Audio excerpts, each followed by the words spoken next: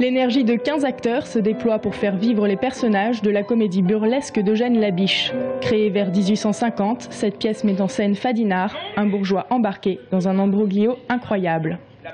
C'est l'homme normal à qui il va arriver un nombre de choses invraisemblables. C'est le creuset, l'homme normal dans lequel éventuellement le spectateur peut se reconnaître. C'est le portrait du rêveur, celui qui rêve, donc voilà, à qui tout arrive et qui n'arrive à rien. Et autour de lui, il y a des personnages, justement, du personnage du rêve onirique, des personnages monstrueux.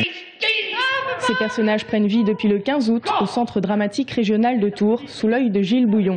Des décors et des costumes intemporels, la mise en scène ne se soucie pas de la reconstitution historique. Elle se concentre sur les émotions.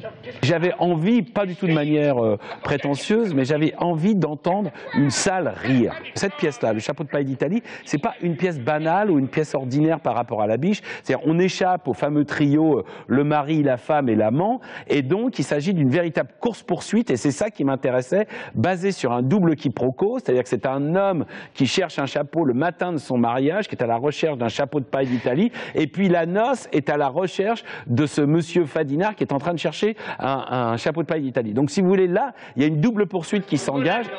La pièce sera présentée à Tours durant 15 jours avant d'être jouée dans toute la France, en Belgique et en Suisse. Et l'on dira, c'est une noce comme à Paris l'on n'en voit pas.